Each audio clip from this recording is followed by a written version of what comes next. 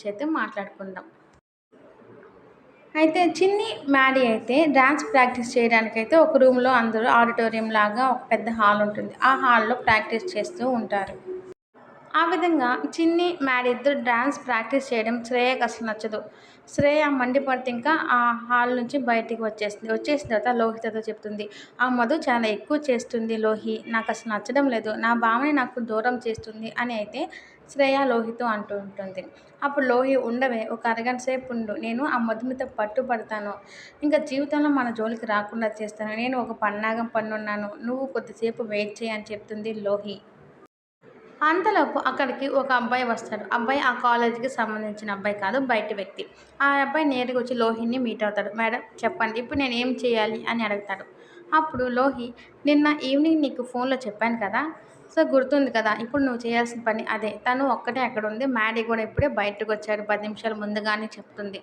అప్పుడు "సరే madam, నేనెళ్ళి first నా పని ముగించుకొనొస్తాను" అని అంటాడు ఆ అబ్బాయి. ఆ తర్వాత శ్రేయ ప్లాన్ అంతా తెలుసుకొని లోహిత్ ఇలా చెప్తుంది. "సూపర్ లోహి! సూపర్‌గా చేశావు. ఆ మధుమితకి జీవితంలో గుర్తుండిపోయే విధంగా చేశావు" అని అంటుంది. ఆ రోజుతో ఆ మధు జీవితం మటాష్ అని అంటుంది శ్రేయ. తర్వాత మధుమిత జీవితం సర్వనాశనం అవుతుంది అని వాళ్ళిద్దరూ ఎంతో సంతోషపడుతూ ఉంటారు. ఇంకా టైం అవ్వడం వల్ల మ్యాడీ అయితే అక్కడి నుంచి వెళ్ళిపోతాడు కదా! ఇంకా మధుమిత ఒక్కటే ప్రాక్టీస్ చేస్తూ ఉంటుంది. టైం ఏమో సాయంత్రం 7 అవ్వడం వల్ల మధుమిత వాళ్ళ అమ్మ ఒకటే టెన్షన్ పడుతూ ఉంటుంది. ఏంటి అమ్మ ఇంకా రాలేదు అని. అదే సమయానికి సేమ్ మ్యాడీ వాళ్ళ మమ్మీ గూడా ఇంకా కాల్ చేస్తూనే ఉంటుంది.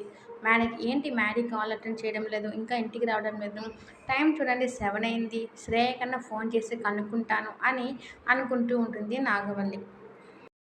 ఇంకా మ్యాడీ ఏం చేస్తాడు, బైక్ స్టార్ట్ చేసిన తర్వాత ఒకసారి మొబైల్ చెక్ చేసుకుంటాడు. చెక్ చేసుకున్న సమయంలో నాగవల్లి నుంచి చాలా మిస్డ్ కాల్స్ అయితే వచ్చుంటాయి. అవి చూసి, "అయ్యో! మమ్మీ నా కోసం చాలా సార్లు ఫోన్ చేస్తుంది. నేను గమనించుకోలేదు. మొబైల్ సైలెంట్‌లో పెట్టేశాను. డాన్స్ ప్రాక్టీస్ చేస్తూ" అని అనుకుంటూ నాగవల్లికి ఫోన్ చేస్తాడు. "అమ్మ, నేను ఇంకొక 1 అవర్‌లో ఇంటికొచ్చేస్తానమ్మా. డాన్స్ ప్రాక్టీస్ వల్ల నేను రాలేకపోయాను. కాల్ అటెండ్ చేయలేకపోయాను. ఫోన్ సైలెంట్‌లో పెట్టాను" అని చెప్తాడు. తర్వాత ఈ లోహిత పంపించిన అబ్బాయి అయితే మధుమిత చున్నీ అంతా లాగేసి తరుముకుంటూ ఉంటాడు. మధుమిత అయితే పాపం అతని నుంచి తప్పించుకోవడానికి ఆ హాల్ మొత్తం, కాలేజీ మొత్తం ఒకటే పరిగెత్తుతూ ఉంటుంది.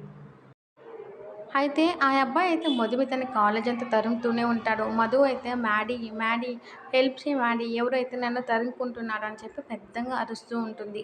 పాపం మధుమిత డ్రెస్ కూడా చింపేస్తాడు ఆ ఎదవ.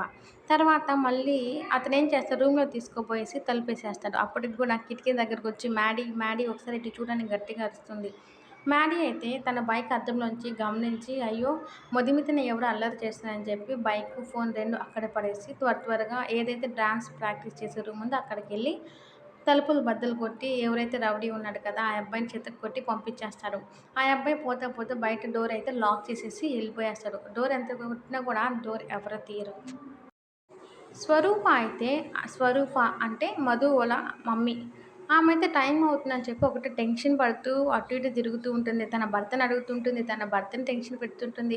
ఒక పక్క స్వరూప అలాగే వాళ్ళ భర్త తెలిసిన వాళ్ళని అడుగుతూ ఉంటారు. మరో పక్క చంటి కూడా తనకు తెలిసిన వాళ్ళకి అలాగే తన అక్క ఫ్రెండ్స్ అందరికి ఫోన్ చేసి అడుగుతూ ఉంటాడు. మా అక్క అక్కడికి ఏమైనా వచ్చిందా? మా అక్కని ఎక్కడైనా చూసారని.